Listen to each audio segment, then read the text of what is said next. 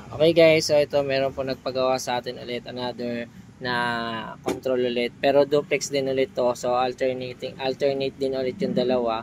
So nagpa-add ang ating client ng bago na ating para sa single phase voltage protector and voltage protector po. Tapos at okay, so yung breaker. So siyempre maliit lang yung panel natin. Dito na natin ilagay yung alternating timer. Okay, so meron din po yan para sa manual, auto, pump 1 or pump 2 sa mga pumps, tas pump 1, motor 1, motor 2, voltage natin. Tapos yung timer natin para sa alternating. So pagsiset, andyan. Tapos nagpa-add si sir na para sa low pressure 1 saka low pressure 2. Bali parang nangyari dito, tatlo yung pressure niya. So meron siya para sa low pressure at ito yung para sa high level at ito yung para doon sa dalawang alarm. So siya nang bahala po dyan at additional lang ni sir yan. Okay, so on natin yung main. Tapos on natin siya.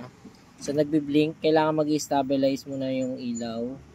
Okay, so pag nag-stable na siya, nag-click na yung relay niya, ibig sabihin okay na siya, functional na siya.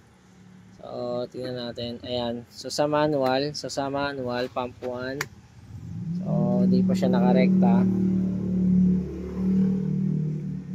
Short lang natin yung dalawa. Okay, yan. Pump 1. Pump 1. Pump 1. Pump 1. Okay, so, puro pump 1 yun. Then, select natin sa pump 2. Pump 2. Pump 2. Pump 2. Pump 2. Okay, then yung test natin yung alarm lang. Okay, alarm. Okay, alarm.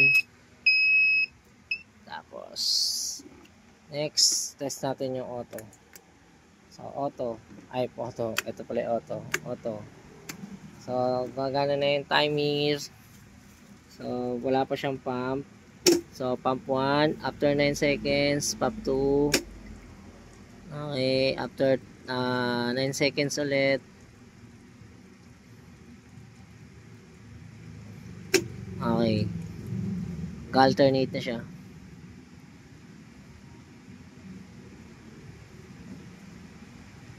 Okay. So, pag namatay siya, so, continuous pa rin yung timer. Hindi mamamatay yan. Diba, nag-low pressure lang. Continuous pa rin yung timer. Tapos, bumalik yung pressure. So, sa pump 2 na siya, babalik. Ayan. Okay, so, ito.